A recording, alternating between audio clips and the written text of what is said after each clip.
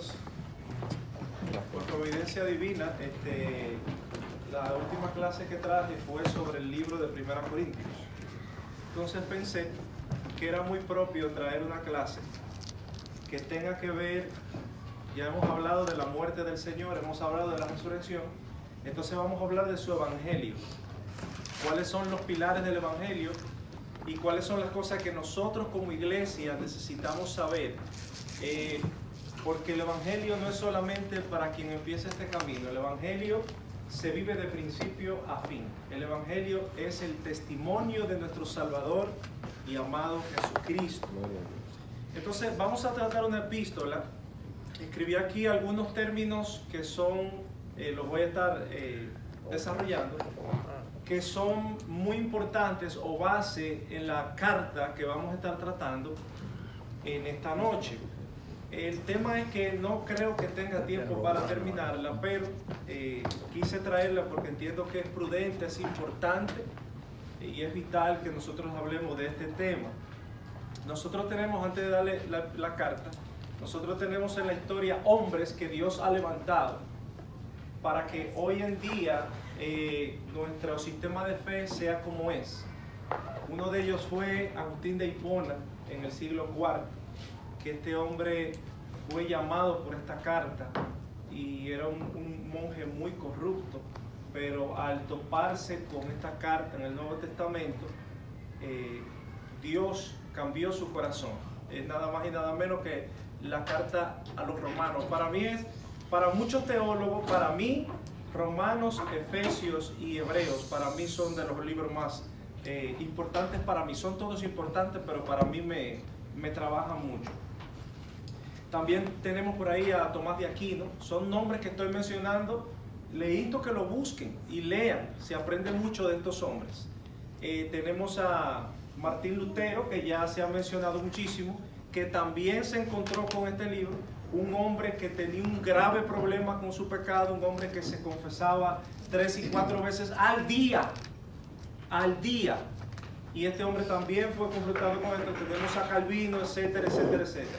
Entonces vamos a buscar en Romanos capítulo 1 y quiero en esta noche hacer un tipo de esquema o un tipo de práctica de cómo usted debe estudiar las Escrituras.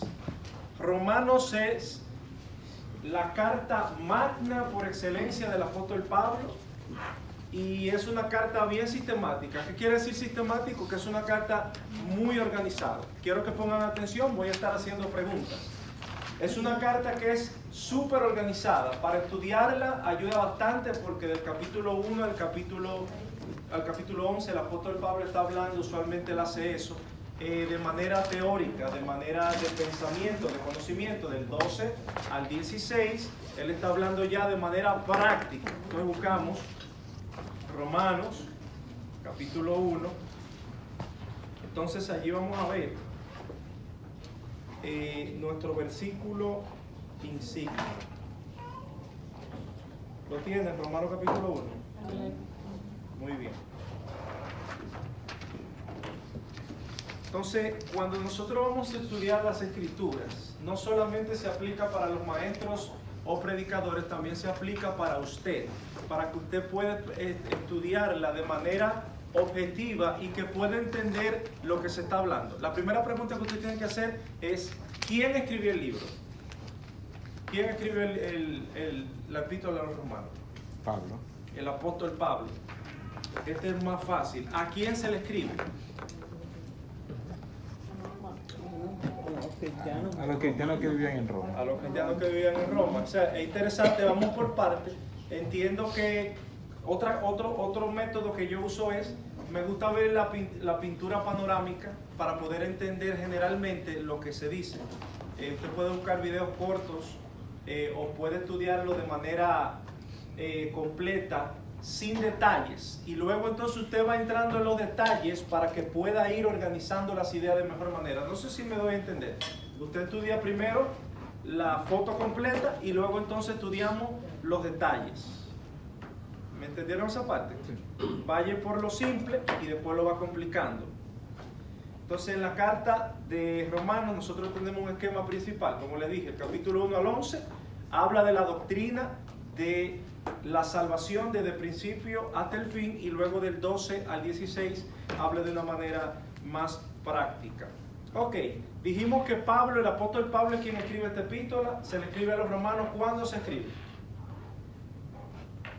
¿Alguien sabe? ¿Cuándo se escribió la carta de los romanos? La carta de los romanos se escribe ya a final, en los postreros días de la vida del apóstol Pablo, en el año, según los estudiosos, del 55 al 60. ¿Por qué digo eso? Para el que le interese es bueno saber más o menos de la historia, para que usted lleve a mí me ayuda bastante, un orden en la historia. Él escribió desde Corinto. Se dice que fue de Corinto porque en el capítulo 16 a Febe, él dice de la iglesia de Sincrea, y esa iglesia está ubicada cerca de Corinto, en Corinto, y de allí sale esa carta. Entonces vemos que se está escribiendo Pablo a los romanos desde Corinto en el año 56, 59 después de Cristo. Ahora, después que nosotros vemos esto, vamos a ver el contexto histórico de la carta. En esta carta pasó un problema. Esta fue una iglesia que no fue fundada por el apóstol Pablo. Y lo digo porque la mayoría de las iglesias que él hablaba, Corinto, Gálatas, fue iglesias que él fue en su viaje misionero. Pero él muy claro dice en el capítulo 1 que él no pudo llegar allá por providencia de Dios. Eso es importante que nosotros tomemos, de que si nosotros vemos la vida como Pablo lo dice aquí, las cosas pasan en providencia de Dios porque Dios lo quiere. Entonces eso nos ayuda a nosotros a poder descansar más en el tema de la fe. ¿Ok? Entonces el apóstol Pablo escribe esto y su contexto pasó lo siguiente. Se dice que después de Pentecostés algunos cristianos fueron a Roma y fue quien desarrollaron la iglesia. Como todas las iglesias del Nuevo Testamento estaban constituidas por judíos y estaban constituidas por gentiles. Hubo una revuelta tan grande dentro de ellos, de los judíos y los gentiles, que en ese tiempo estaba reinando el emperador Claudio. Claudio decide enviar los judíos de nuevo a Jerusalén y se quedan los gentiles solos en Roma. 5 años más tarde, los judíos vuelven otra vez y cuando llegan allí encuentran una iglesia totalmente diferente a la que ellos dejaron. Y tenemos el mismo problema de que los judíos querían que se hiciera el sistema que ellos entendían del bautismo, de la circuncisión y todas las fiestas judías que celebraban, querían que se celebrara en la iglesia. O sea, era Cristo más todo lo ceremonial del pueblo judío. Pero se encontraron con algo bien fuerte. Y otra cosa también para rematar, había un grupo de personas que no creían en Cristo como Salvador. Pablo, al no haber ido a esta iglesia, entonces él hace una presentación, y por eso es que hace este monumento de carta, dando a entender el evangelio de Cristo.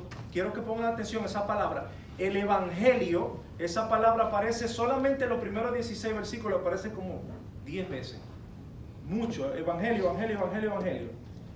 Y voy a tirar esta pregunta. No creo que hay preguntas que no se deben hacer. Creo que se deben hacer porque no todo el mundo piensa igual, y a veces hay unos que están en Júpiter, otros están en Marte. ¿Qué es el evangelio? La pregunta que todo cristiano creyente de las Escrituras debe saber contestar. ¿Qué es el evangelio?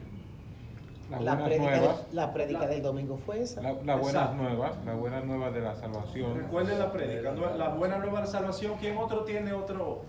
Recuerden que cuando usted verbaliza es una forma de aprender. Usted aprende más hablando que escuchando, usted retiene menos. ¿Qué es el evangelio? Él dijo la buena nueva. ¿Quién más tiene otra idea? La palabra de Dios. La palabra de Dios. Los seguidores de Jesucristo. Bueno, los seguidores serían más los discípulos, pero el evangelio en sí. Se dijo el domingo, sí. Aquí en el versículo 16 dice, evangelio, porque es poder de Dios para salvación a todo aquel que cree, al judío primeramente y también al griego. Amén. Ese es uno de los versículos. Sigue leyendo, léelo hasta el 10, hasta que termine, hasta el 17. Porque en el evangelio la justicia de Dios se revela por fe y para fe, como está escrito, mas el justo por la fe vivirá. Bien, ya que Ángela lo leyó, quiero decirle algo. Cuando usted estudia un libro o usted estudia un capítulo, usted tiene que buscar el versículo corazón, la base del libro. ¿Cuál es el versículo más importante que trata el tema del libro? Y en este caso en Romanos es eso que leyó Ángela, el capítulo 1 del 16 al 17, que dice que el Evangelio se revela a la justicia que proviene de Dios, la cual es por fe de principio a fin. Hay otra traducción que dice que es por fe y para fe. Esa es una traducción. Tal como está escrito, el justo por la fe. Y ese texto, ¿dónde más está? Eso está en el Antiguo Testamento. Capítulo 2, verso 4. No lo voy a decir. Antiguo Testamento. Eso lo cita Pablo del Antiguo Comienza Testamento. con H el nombre. Le estoy dando una pista. Sí. ¿Cómo? Comienza con H. La pastora lo dijo. Habacuc 2:4. Y dice que el justo por la fe vivirá. Abraham. Génesis capítulo 3, capítulo 15. ¿Qué dice también? Que Abraham fue justificado por la fe también. O sea, desde principio a fin. En el libro de los secretos también. Es por eso. Estoy tratando de verlo desde el Antiguo Testamento para que veamos entonces en el Nuevo. Pero se dan cuenta, entonces, ¿qué es fe? Estoy tratando de apuntar los términos que como cristiano ya aquí a esta hora ya debemos de saber y para lo que empezaron ahora. Es importantísimo. Entonces dijimos que el Evangelio es las buenas nuevas de salvación.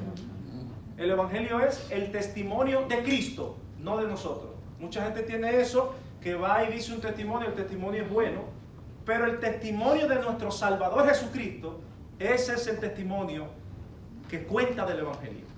¿Estamos claros ahí? Ok. La palabra fe, ¿qué quiere decir? La certeza de lo que se espera y la convicción De lo que no se ve. Bien, esa es una connotación de la palabra fe que la encontramos en hebreo. Pero aquí Pablo está usando también de la fe que nos fue enseñada, o sea, de las doctrinas, de todo lo que nosotros hemos aprendido.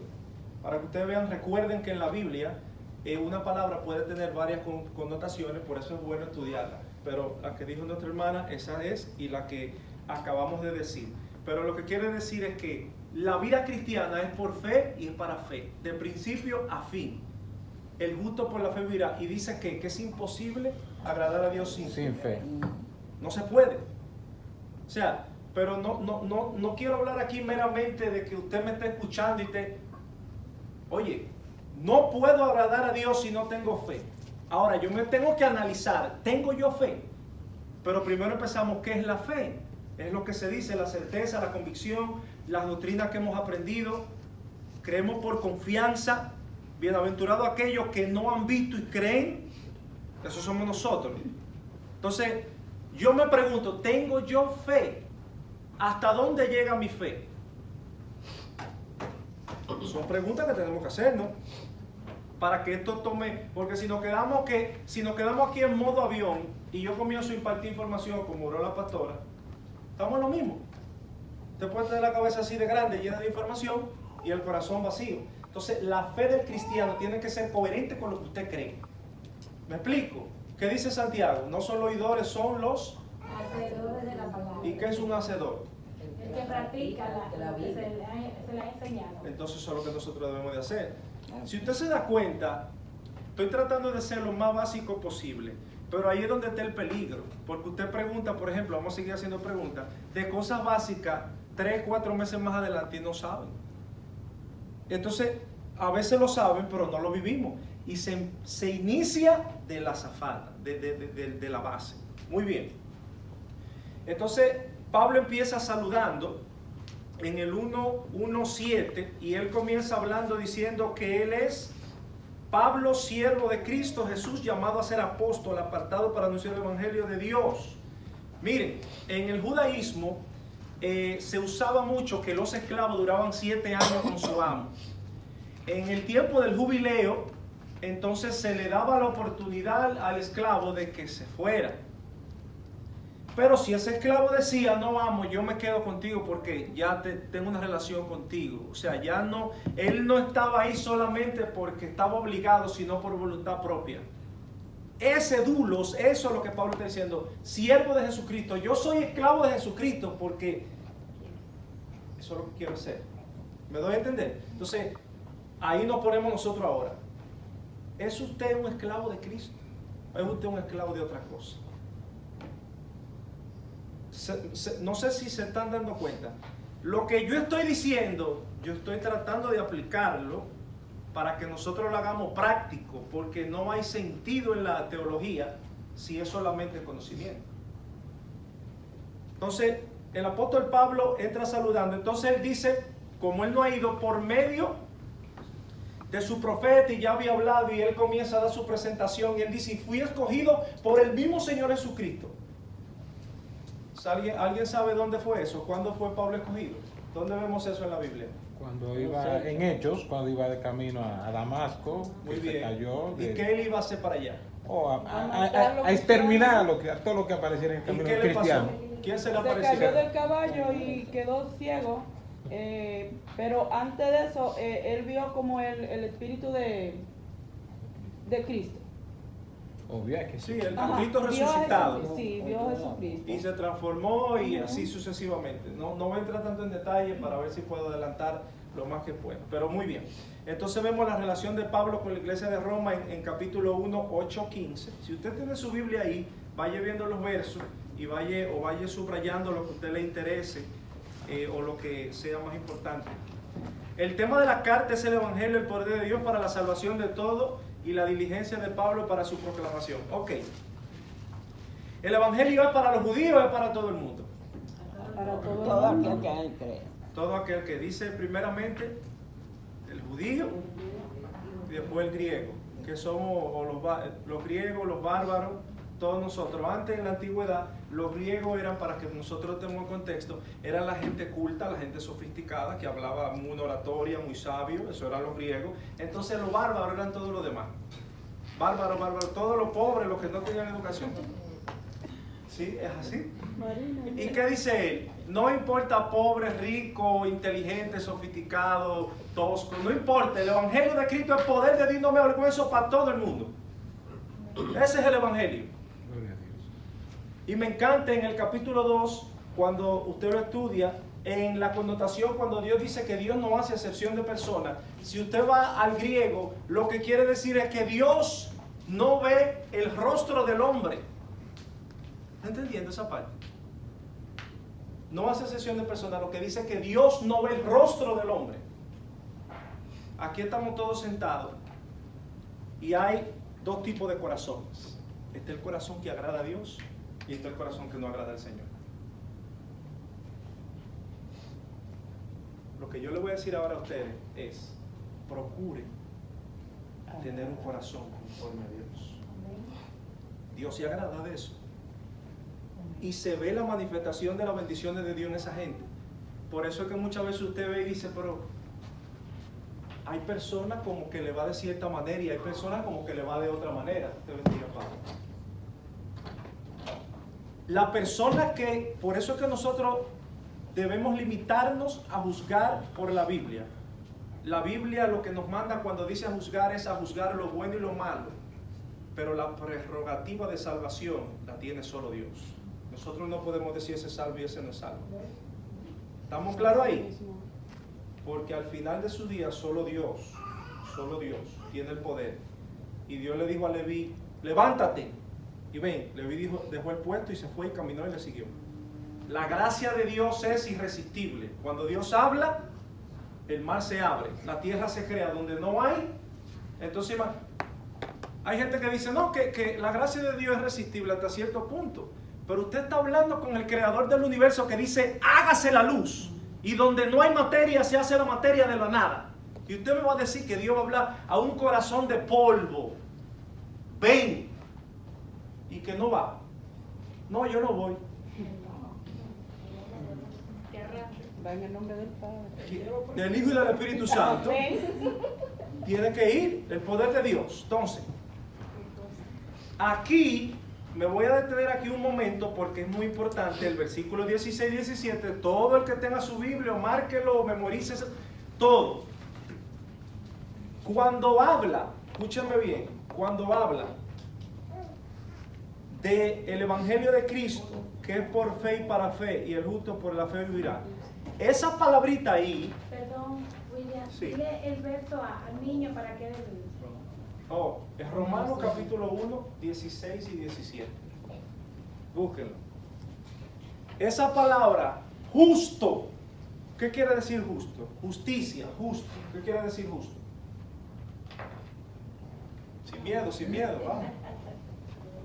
Justo. Son términos que nosotros debemos dominar en la dialéctica cristiana. ¿Qué dijimos? El Evangelio es, estoy repitiendo para que la madre de la enseñanza la Poder de Dios. el Evangelio es el poder de Dios. El Evangelio es las buenas nuevas de Jesucristo. ¿Qué dijimos que es fe? La certeza de lo que se espera y la convicción de lo que no se ve. Memorícese eso, ¿ok? Y ahora dijimos que es justo, que es justicia. Por favor, señor. Justo es no parcializarse, algo... Ok, está usando un término como nosotros lo conocemos, un término de corte, de juez, justo. Pero aquí en la Biblia, justo, cuando vamos a... me perdonan si le menciono el griego, pero que el Nuevo Testamento se escribió en griego. Yo tengo que ir al idioma original. Justo quiere decir carácter moral, recto. Entonces, ¿dónde vemos el carácter moral de Dios? Que Dios dijo lo siguiente. Miren lo que Dios dijo. O van ustedes al infierno y tienen que penar por toda la eternidad, o mi hijo tiene que ir a la cruz del Calvario. ¿Cuál de las dos ustedes quieren? No, yo le estoy preguntando, ¿cuál de las dos ustedes quieren? ¿Ustedes van al infierno o Cristo va a la cruz y muere? Cristo va a la que muere. Es más cómodo, ¿verdad? Ustedes se están dando cuenta, es más cómodo, pero aquí caemos, pero nosotros no asentamos cabeza en eso. Entonces ahí no somos justos. ¿Eh? Ahí no somos justos, que No, queremos que otro pague por nosotros. nosotros no somos justos. Nosotros, la palabra es recto, ¿verdad? Nosotros estamos torcidos. Ahora, aquí hay un término que todos nosotros debemos dominar y se llama la justificación. Entonces, ¿qué quiere decir la justificación? Sin miedo, sin miedo. Que justificamos. No, Es que por medio del no. sacrificio de Jesucristo somos justificados por Él. Ok. Porque Justo Él a usted lo declararon que usted es recto, que usted está bien, que usted lo declararon libre. Ya usted no está preso. Justificar, declarar que ya usted es recto. Si usted sigue leyendo, dice, no tiene sentido. Cuando usted lee el griego en el español, se oye sin sentido, pero usted toma la idea. Dice que hemos sido hechos rectos. Rectos. Nos hicieron. Entonces viene lo que dice Colosenses, hubo un cambio de expediente. Entonces lo que usted es, se le pasó a Cristo. Y lo que Cristo es, se le pasó a usted. ¿Usted cree que eso es justo? Eso se llama gracia, amor, misericordia.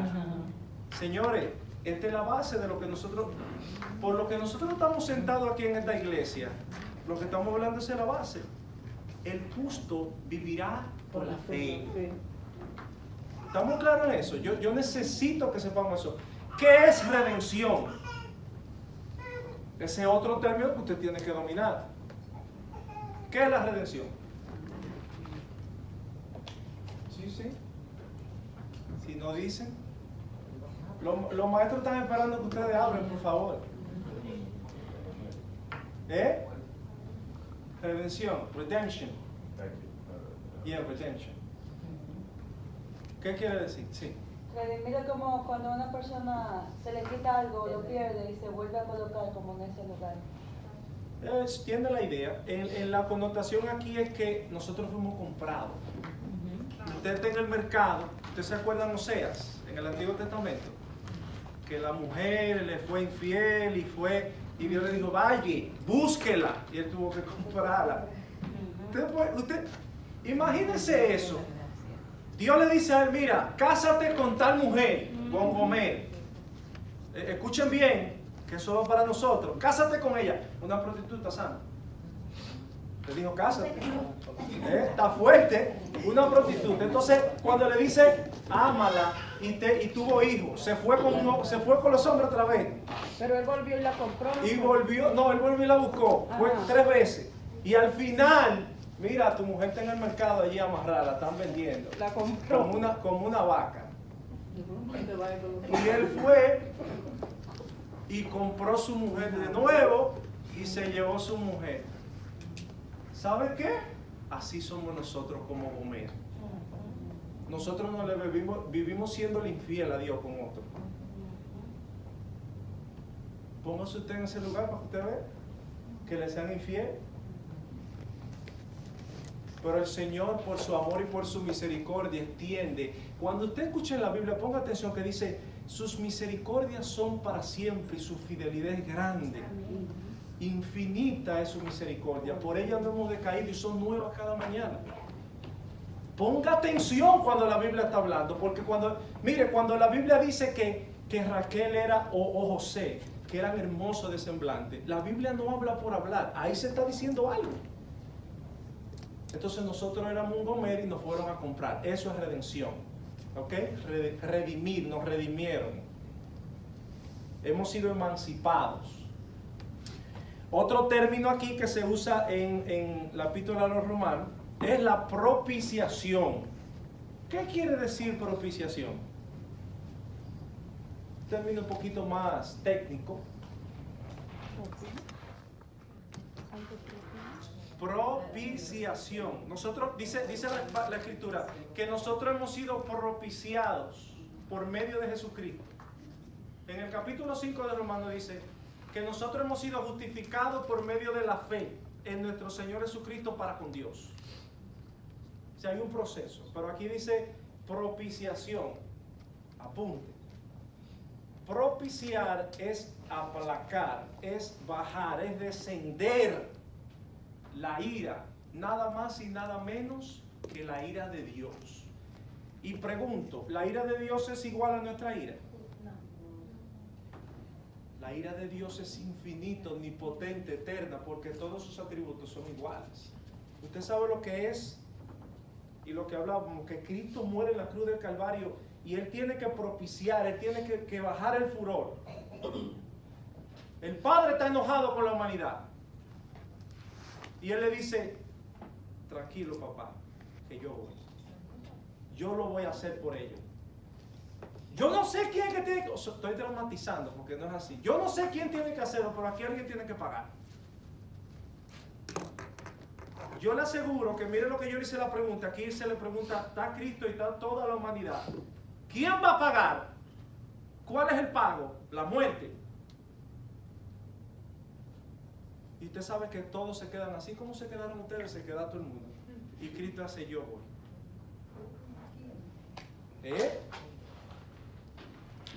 Eso es para poner un cabezón. Eso es para vivir como cuando Pablo llega al capítulo 11 y dice, oh, cuán insondables son tus caminos, inescrutables son tus juicios. Porque todas las cosas son hechas por Él, son de Él y son para Él. Él explota en alabanza, que es lo que debemos hacer cuando usted dice, gloria a Dios, aleluya. Bendito sea el Señor. Esa alabanza tiene que salir por eso que hizo el Cordero Inmolado. ¿Usted está entendiendo? Esa es la base del Evangelio. No fue porque Dios me dio cosas que yo quería.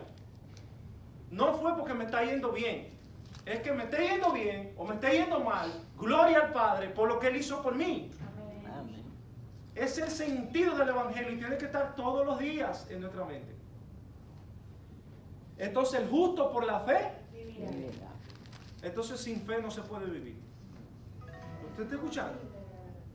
Cuando la Biblia habla de muerte, habla de separación. Y el diablo lo que le interesa es que usted y yo estemos lejos de Dios. El diablo viene a la iglesia. El diablo canta canciones cristianas. Yo estaba escuchando a un pastor y él habló brevemente que él fue, me lo enviaron y me llamó la atención, pero en breve, él fue a la casa de una muchacha, la mamá la llamó desesperado, pastor, mire, esta muchacha está endemoniada, yo no sé qué hacer, aquí han venido brujas, aquí han venido oráculos, aquí ha venido todo el mundo, y no sale ese demonio, no sale con nada, eso es un demonio de Satanás. Y el pastor le dice, bueno, el pastor nunca había bregado con ese tipo de cosas, y él fue a la casa, dijo, bueno, vamos a ver qué podemos hacer. El pastor, con un corazón simple, humilde, solamente conocía la escritura, pues fue. Y le dije, mire, pastor, yo no aguanto esta situación. Esa muchacha está que se gabea por las paredes, se gabea o se escala las paredes, se sube, se trepa, se pone de una manera insoportable. Aquí vienen 10 hombres y no la pueden contener. Eso es algo... Y estamos ya cansados, pastor, porque es que aquí ha venido tanto tipo de personas. Y el pastor le dice, bueno, hermana, mire, tráigame a la muchacha. Cuando le lleva a la muchacha ni hablaba, porque el espíritu la tenía tan... Y dice el pastor que él comenzó a orar, simple, o sea, orar normal, como oramos, leyó las escrituras. Pero pasó un proceso y él trató, al final, para no pasarle la historia, cuando él llega, el pastor le dice a ella, mira, ese espíritu es un espíritu malo, mija. Y ella dice, no, pastor, es un espíritu bueno. Y dice él, ¿cómo que un espíritu bueno? Yo te voy a demostrar que un espíritu malo. ¿Tú lo puedes llamar? Y ella sí. Y dice que hizo una oración y el espíritu se presentó. Ella miró a la puerta y el espíritu estaba ahí. Y ella le dice, ¿sabe por qué él es bueno? Porque él canta las alabanzas de la iglesia. Las canciones que se cantan ahí, las canta el demonio. Y él dijo, vamos a ver si él canta esto. Y agarró el himno de gloria. La sangre de Cristo tiene poder, tiene poder, tiene poder. Y cantó los himnos que tienen que ver con Jesucristo. Y dice que ahí se armó un ambiente horripilante que no se aguantaba y tuvo que irse. Y le dijo él, se fue. Entonces había un anciano con él y al anciano le dijo, no la mire a la cara, ponte a cantar y a leer la Biblia. Y el anciano se puso a verla. Y él dijo, no. Entonces, pero al punto fue que al final el espíritu se fue. Estoy contando un testimonio de un pastor, ¿Qué quiero decir a ustedes con esto? No todo lo que brilla es oro. Canciones que se cantan en la iglesia, congregaciones cantándolas y los demonios aplaudiendo al lado suyo ahí. Eso es serio. Dice la palabra de Dios que esos espíritus conocen a Dios y tiemblan. Y nosotros que estamos en la iglesia no conocemos a nuestro Dios. Eso es para poner atención. Usted me excusa que me desvío un poco de aquí, pero me vino. Entonces, somos justificados por la sangre de Cristo. A usted lo compraron a precio de sangre. La ira de Dios fue aplacada por nosotros. Usted y yo teníamos que pagar. Señor, esto no es cualquier cosa. Mire, Pedro murió. Jacobo murió, todos murieron y hubo muchísimos mártires que murieron de una manera físicamente más cruel que Jesucristo. Pero el detalle no fue cómo murieron, el detalle fue quién murió. Y aquí murió nada más y nada menos que el Dios encarnado, que no escatimó ni así mismo toda su riqueza, y vino a este mundo y se humilló, tomó forma de siervo, para pasar todo lo que él pasó. Dios. Porque mire, yo hice la pregunta, ¿quiénes van? ¿Qué es mejor? No, que Cristo pague. Ok, entonces vamos a adelantar en el capítulo 1. El capítulo 1 dice lo siguiente, en el versículo 16, Dios está irado con los hombres. Dios está irado con los hombres. ¿Cuál es el problema? ¿Por qué Dios está irado con los hombres? Bueno, Él dice, miren, Dios está irado porque habiendo por la creación revelarse, Dios se revela por la creación. ¿Cómo se llama eso? Eso se llama revelación general. La creación, los cielos cuentan la gloria de Dios y el firmamento las obras.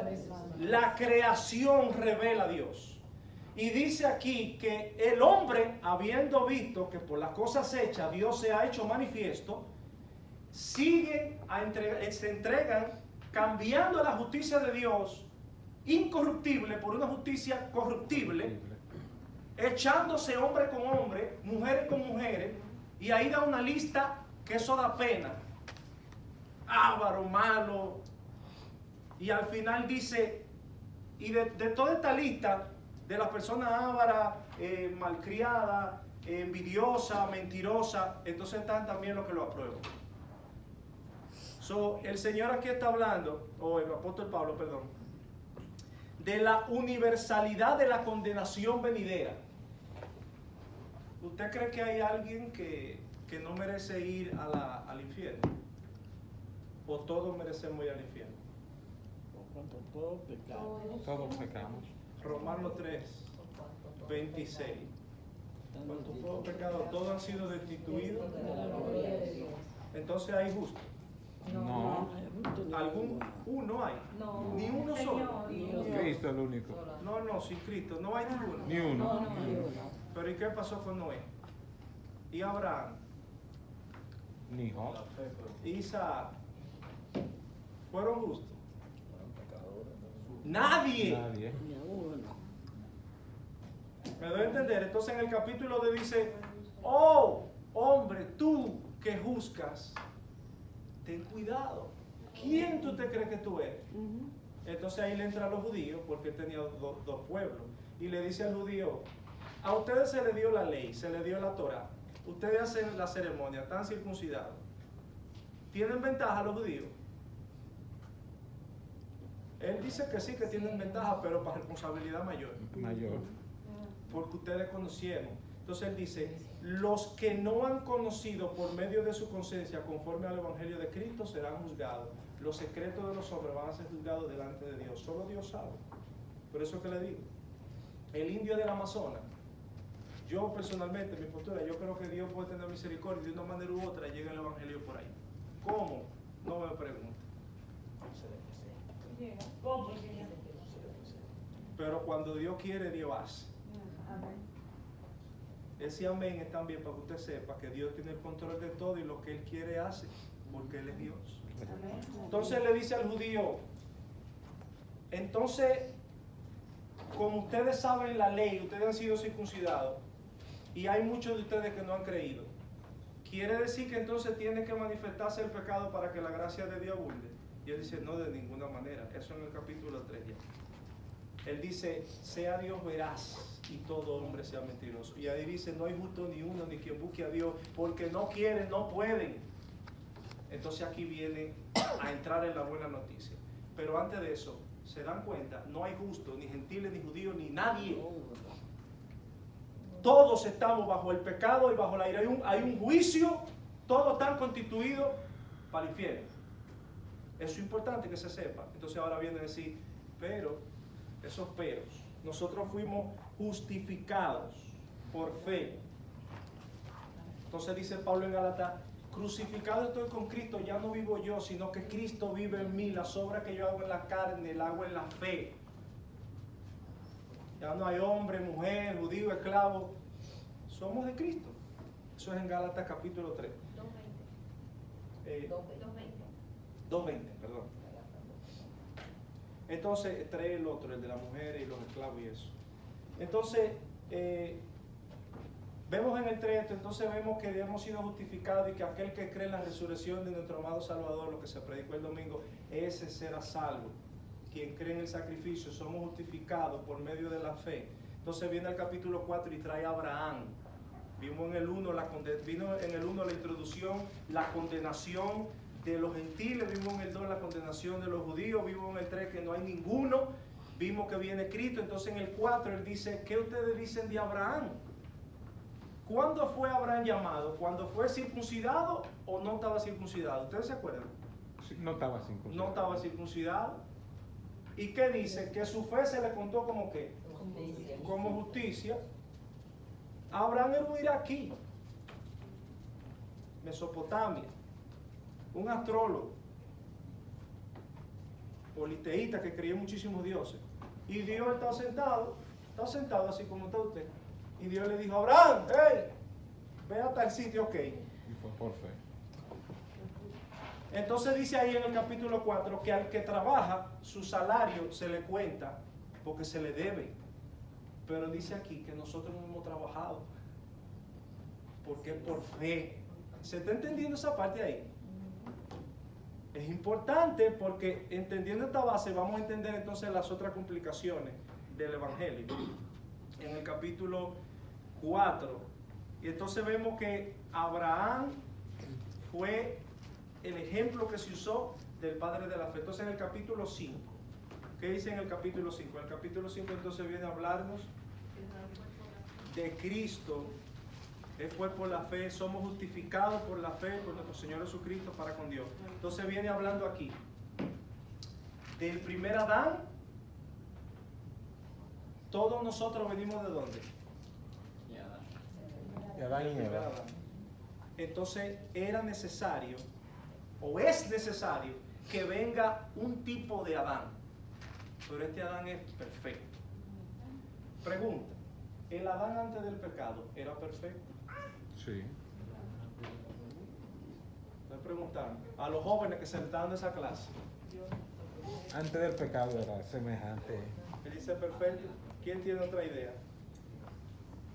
Los jóvenes se le están dando, voy a dejar que contesten. Venga a hacer su tarea. Adán, antes del pecado, ¿era perfecto?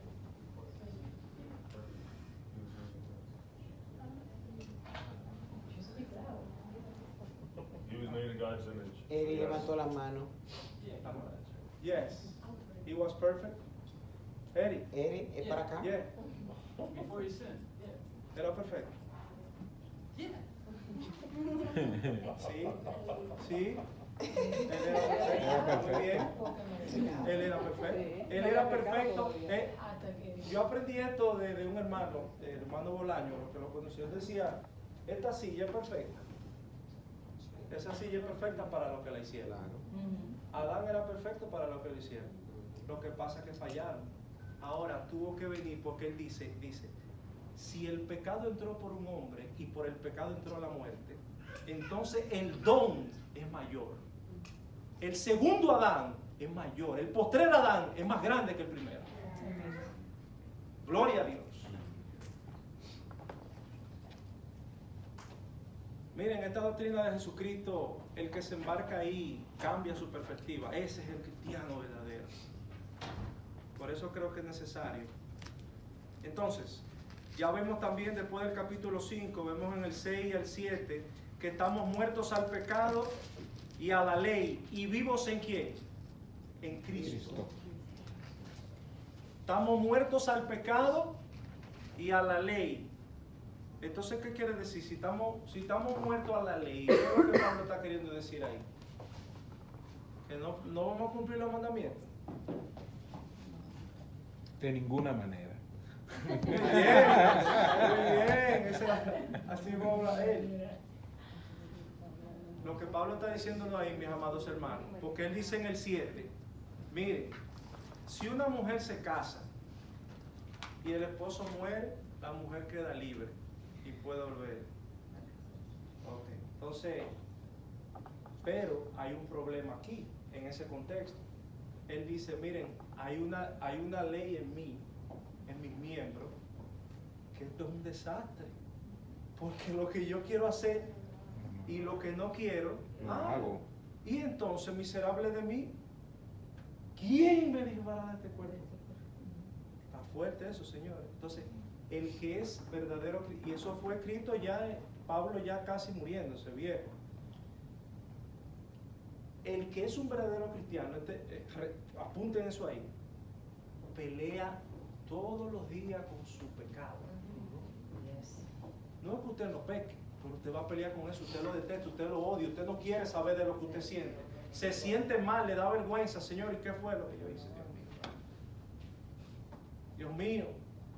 Dice Santiago, para dar un ejemplo del pecado, el que controla su lengua es un varón Perfecto. O sea, ¿qué quiere decir?